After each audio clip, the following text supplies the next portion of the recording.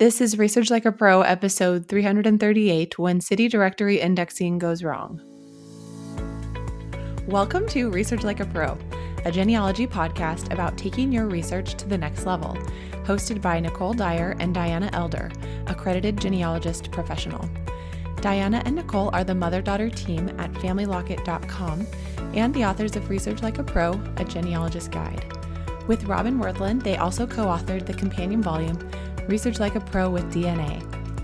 Join Diana and Nicole as they discuss how to stay organized, make progress in their research, and solve difficult cases. Let's go! Today's episode is sponsored by newspapers.com. Hi everyone, welcome to Research Like a Pro. Hi Nicole, how are you today? I'm great. I've been watching lectures from the APG conference, Association of Professional Genealogists, Professional Management Conference, and that's been really interesting. And then I've been watching lectures from the Texas Family History Conference put on by the Texas State Genealogical Society. And it's been nice to see a lot of AI integrated into the lectures. And I enjoyed Andrew Redfern's lecture at Texas's conference about writing biographies of our ancestors using AI. And it's always great to hear how other people are using the tools to get more ideas. So I've enjoyed that. Oh, I agree. And I really enjoyed Andrew's lecture as well. Well, I am working on wrapping up my Weatherford project. At the end of a project, I always like to go into my family tree, and that is when I do all the updates. And I have some new documents. I found 2 new deeds, and I have a new hypothesis that both sets of parents that I have attached, yes, I had attached 2 sets of parents, that neither one of them are right, and I need to put in my new hypothesis or just maybe not have a set of parents attached at this moment until I can further my hypothesis. So anyway, I'm going to go update my online trees, both on Ancestry and Family Search. And that's always really a fun part of finishing up a project, getting everything correct out there. It is. Yeah. Hopefully you'll just unlink the parents and not delete them all because who knows, maybe they're cousins. Right. I won't delete them because I have done a lot of research on the family. So I'm And going it's to leave them helpful. out there. Yeah. Right. It's helpful to have them to separate, records out and to know who they belong to. It really is. And I found some additional records for them that maybe I will add to the tree so that other people can see those in case they're researching. So, and I will also put my report. I always like to have my research reports out there. So anyway, one can see my methodology and my thinking. Oh, good. Well, coming up in the Research Like a Pro webinar series is Susan McKee. She's talking about using Irish naming conventions to discover the family of Thomas Delaney in the 1800s in Ireland. Hopefully, you'll join us for that on January 18th at 11 a.m. That's a Saturday. And if you haven't registered yet, please join us for the 2025 webinar series. And the topics included there will be Ireland, Queens County, Irish Naming Convention, Catholic Parish Registers, civil registration, and the 1901 census. Also coming up is the Research Like a Pro with DNA study group, and that begins February 2025. So be sure to register for that if you are interested in joining us and learning from each other and your peer group. And also by following the assignments, I always learn so much by applying these principles to my own research. And it will be exciting in February because there is the new DNA GEDCOM client that's available, number 4. So hopefully everyone can, download their matches that they want to and make network graphs as needed. And hopefully we can start integrating some AI into that study group as well and learning how AI can help us with our DNA and where there's so much data. I feel like there's a big opportunity for AI to be helpful with that work. So that's something that I'm really looking forward to. And hopefully you'll join us. And if you'd like to be a peer group leader, please let us know, email us, or apply on our website. Send us an example of your DNA research reports. And then be sure you're joining our newsletter to get updates each Monday and coupon codes. And then we will hopefully see you all at the upcoming Roots Tech Conference on March 6th through 8th and the NGS Family History Conference on May 23rd through 26th in Louisville. All right. Have you ever found yourself frustrated while searching through Ancestry's city directories? That's the topic we have today for this episode. And we're going to be talking kind of about some of these issues with indexing and OCR indexing, and how sometimes we need to do a better job of searching through these. So, as genealogists, I think we often assume that printed materials like city directories will be easy to index accurately because they have clean typewritten text and it's so much easier to decipher than handwritten text. But I recently discovered that unique formatting in some of these historical documents can lead to some surprising indexing challenges. So, I'm going to talk about some things I learned while searching through the Los Animas County, Colorado city directories and hopefully give you some ideas so you can avoid similar pitfalls in your research. This will be such a good episode because I'm sure all of our listeners have had that experience of putting in your search term and then you don't get any hits. And we need to be smarter than the program in figuring out how to do smart searches, how to actually go into the records and find what we need. And that's something that just comes from experience and getting some new ideas. This will be great. Well, Nicole, what even prompted this whole idea of searching the city directories? What project were you working on? I was working on a research project for certification, and my research subject lived in Los Animas County, Colorado in 1930. And I wanted to know when he arrived and when he left. And while doing locality research, I discovered that the Family Search catalog had images of a city directory for Trinidad, which is a city within that county. And this isn't the same city where my ancestor lived, but I was hoping that maybe it included some of those outliers with, in the county because the title of it included Los Animas County and not just Trinidad.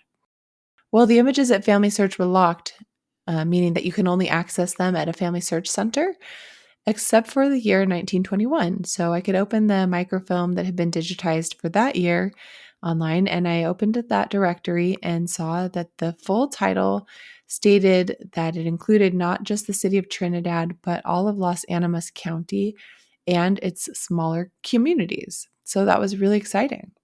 Oh, that is so great. I think so often we think of city directories only for big cities. And so I've been in Los Animas County and it's a lot of farm country and even the county seat's pretty small. So that's really neat that it would have all the smaller little areas included. Yeah, that was really neat. And I think it's rare. I don't think all city directories do that, but it's always worth a try to check that. Oh my goodness, yes.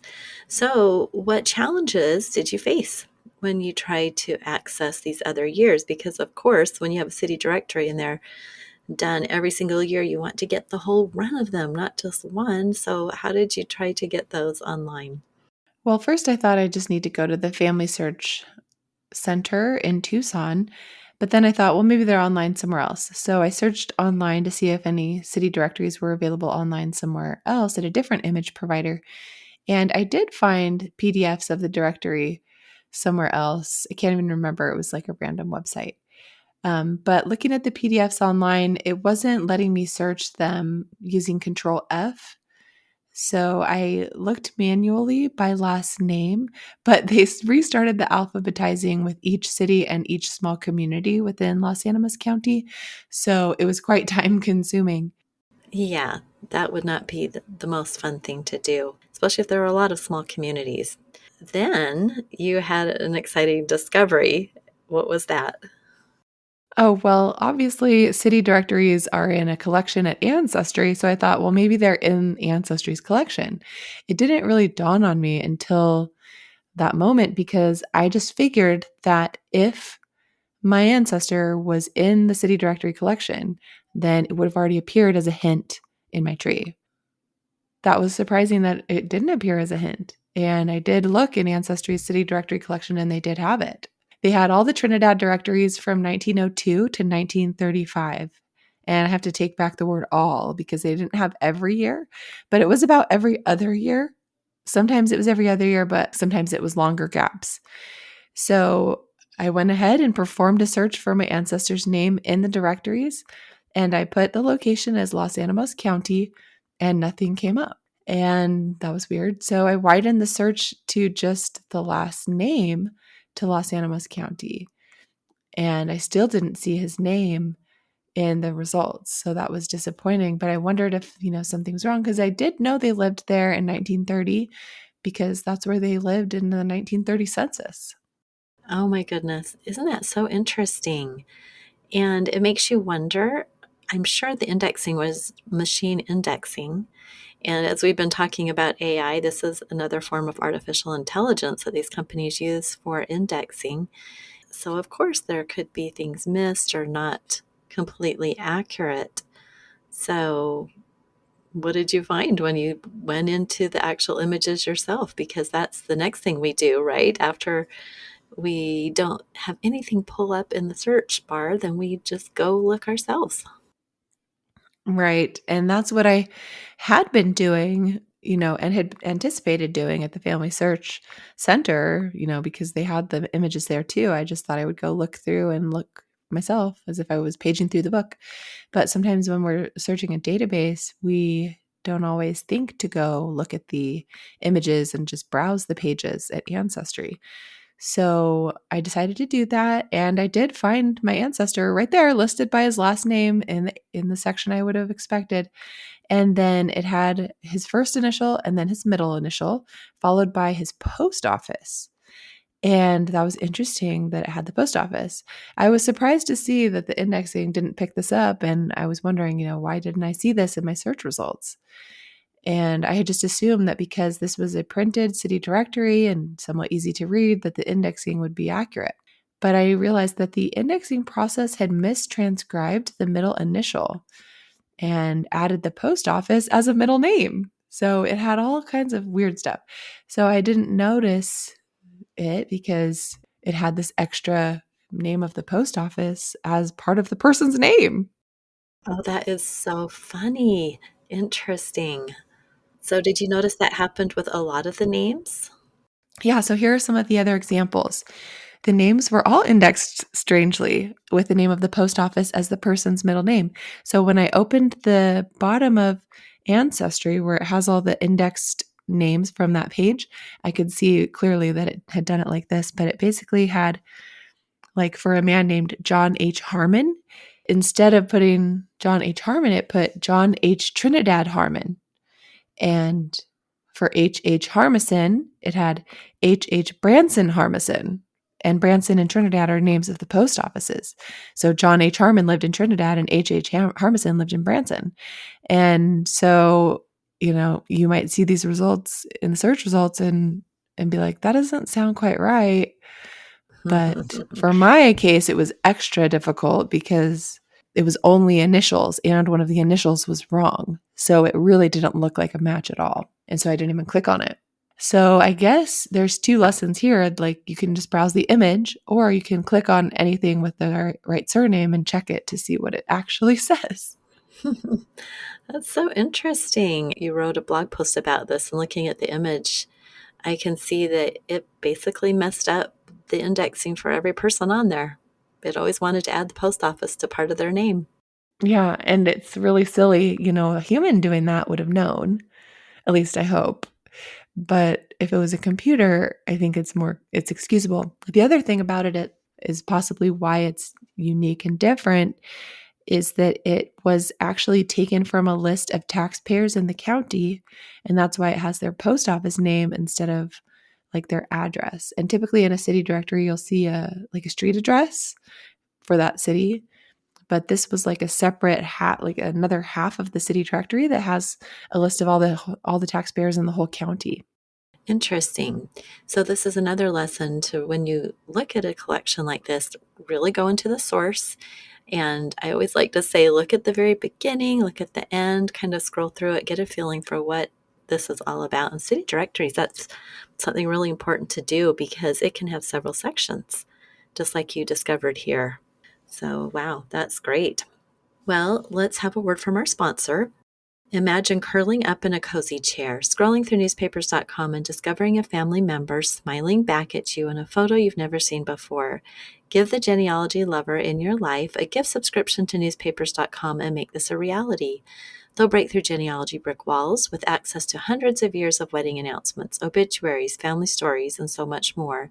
There's always something new to discover on newspapers.com, with a growing archive of over 1 billion pages from the US, UK, Canada, Australia, and beyond. Long after other gifts are forgotten, a newspapers.com gift subscription will continue to delight. Make the past the best present ever. For listeners of today's show, newspapers.com is offering 20% off gift subscriptions for a limited time. Just use the code FamilyLocket at checkout. Well, what did you end up finding out about your research subject in the end? Well, I was just so delighted to find him listed in the city directory because it gave some more details about his life, and I was hoping to see when he arrived there and when he left. So I also searched the 1929 directory and found that he wasn't listed. And it could be that he hadn't moved there yet, or because that directory didn't actually include that taxpayer list. So it kind of gives me some research I need to do next, which is to go get the tax records. And there was a gap in Ancestry city directories from 1932 to 34. I don't know if there were city directories published those years, but he wasn't listed in 1935. So, another one of my next steps is to go and see if those years had city directories published and if I can get them somewhere else in a different collection. Oh, that's great.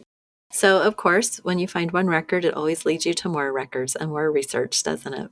Right. Well, let's give some tips for searching city directories effectively. And some of our listeners may not have really used city directories much, but they can be absolutely wonderful. So, our first tip is to create a locality guide. And this is part of the Research Like a Pro process. So, you need to make a locality guide for the places your research subjects lived. Even something simple can help you. And so, always look for city directories, especially for research projects taking place in the 1900s. That's why I thought to look in the city directory and really dig into it instead of just assuming I would have gotten a hint, is because I was doing locality research. All right, the next tip is to browse the database. So at Ancestry, you can go to the home page for city directories, so the collection page, and then on the side, the right sidebar, it allows you to browse by state and then browse by county or city, usually city. So, one thing to do is to learn which cities are the largest in your county of interest and go to the directories for those cities. Then see if they also include outlying areas in the same county, just in case. And this approach also allows you to see which years are available at Ancestry's database, because after you browse to the state and the city, then the next drop down box will be years. And then you can quickly see, okay, it has, every other year, or it has every year from 1910 to 1940, or whatever it is. Yeah, the browsing is really helpful just to see exactly what's available. And if you do find that maybe it's not available, I would put that in my locality guide as well. The years that are available, or just a note that nope, there are no city directories for this area. So you've looked and you figured that out. Well, then you want to have some really good search strategies. And this would be to restrict your searches to the specific county you're looking in, and then try putting in only the first name or the last name of your person. And as we've talked about, don't assume the indexing will be perfect. Also, sometimes lines are skipped, and you'll need to look for your person by browsing the images. So, one of the reports that I have been reviewing for our recent study group had an example of a city directory where the indexing was off one line all the way through. No, actually, it was that the printing was off one line all the way through. Things were just not quite lined up correctly in the actual image. So, really interesting things can happen with these city directories. So, you'll discover that if you really do a study of the page. Right. I think that's so important to do that.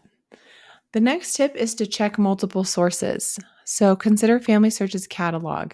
Look for digitized directories at other image providers and check if your local library or historical society has access to different collections. So remember that different sources might have different years available and you might not find everything just in one place. Right. Well, after you wrote this blog, you had some great comments, and someone shared another tip. In addition to indexing errors, I have come across many catalog errors in the U.S. city directories collection. For example, it appears that the collection includes all published St. Paul, Minnesota directories from 1932 to 1960. When I started looking at scanned images to figure out why my grandmother wasn't showing up, it was usually because only part of the directory was scanned for a year, or the directory scanned was a suburban directory, not the city directory. So thanks, Donna, for that comment. That is so interesting.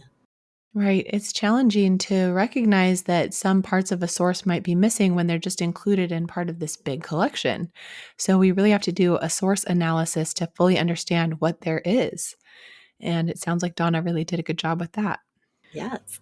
Another comment that we received on the blog post says, because my father and grandfather were born in Trinidad, I have several city directories, all downloaded from the Internet Archive.